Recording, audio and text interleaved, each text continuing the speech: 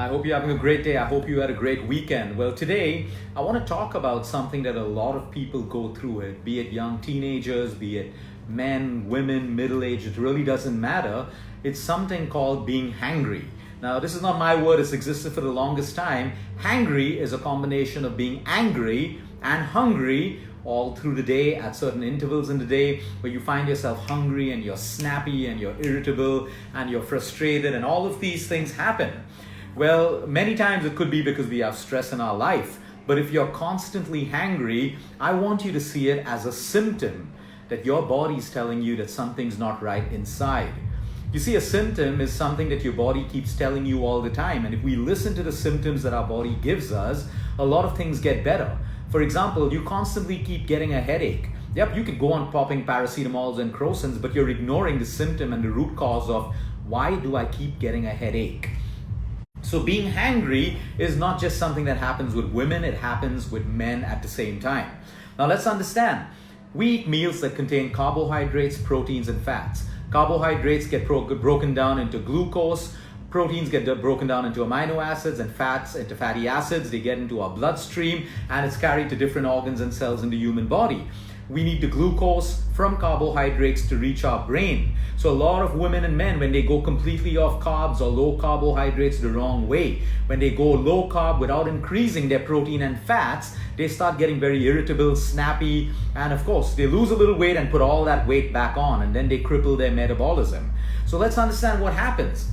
When we eat too many carbohydrates, when we overeat, when we eat carb-rich meals, carbohydrates break down into glucose. Glucose enters into our blood system.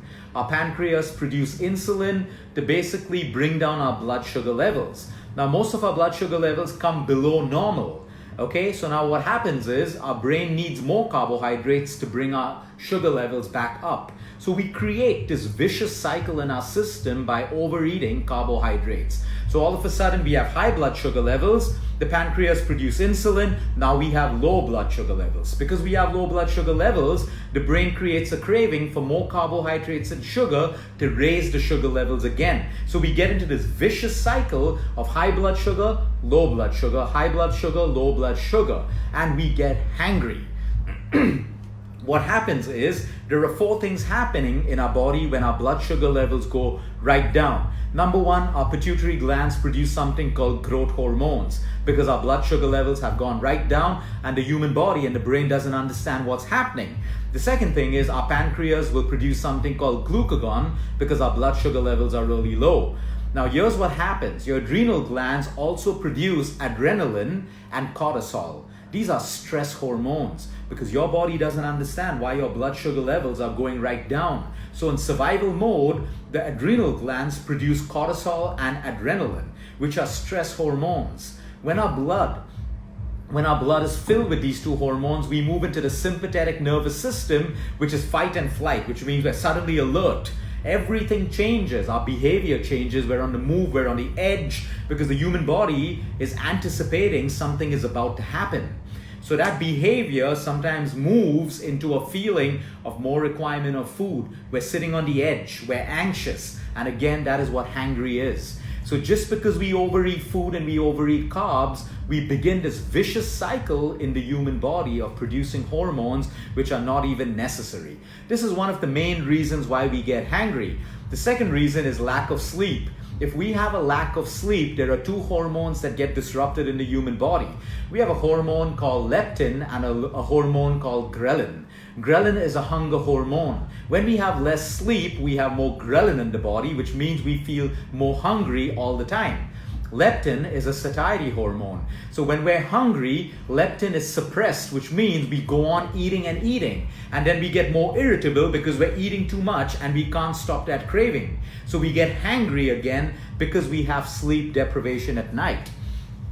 If you constantly get hangry and you're eating a good diet and sleeping well, it is time for you to check your thyroid levels. Check your TSH, check your T3, check your T4, check your anti-TG and your TPO, because a lot of people who have thyroid issues and Hashimoto's, which is a kind of a thyroid issue where your immune system is attacking your thyroid gland, the symptoms are being hangry. So So you may want to medically check these levels if you constantly feel hangry. Now, when you are basically deprived of food, so this is why I'm so against deprivation diets.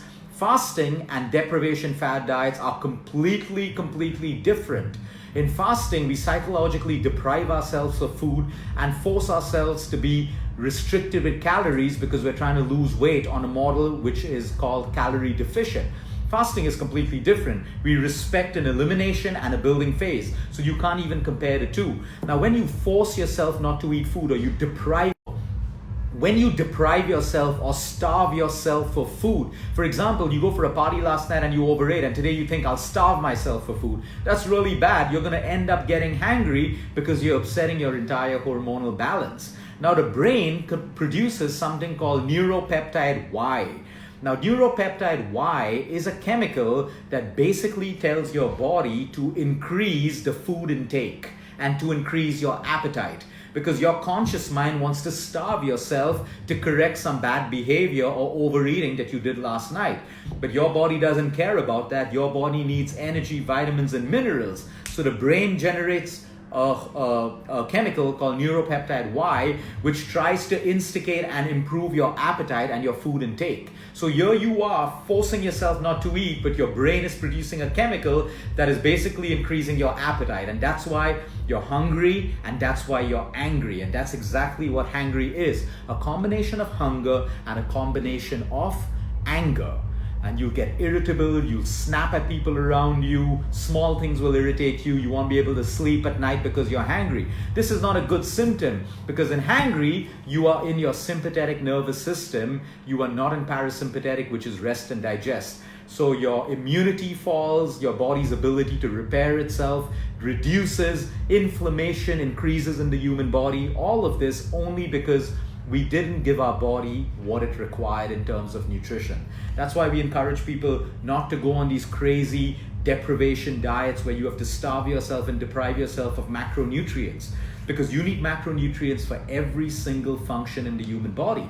Some people who choose to go keto and low carb do it the right way. If you're going low carb, you got to increase your intake of fat and protein according to your body structure and your body type and the kind and amount of exercise that you do. If you just drop your low carb without making a change in your other macronutrients, you are causing damage to cells in your body, your immunity, inflammation, and there's no way you're going to lose all of your weight and keep it off. Like I said, you lose 3 to 4 kilos and then you're going to put it all back on and even more weight. Have a great day, everyone. Try not to be hangry. Until next time, eat smart, move more, sleep right, and breathe deep.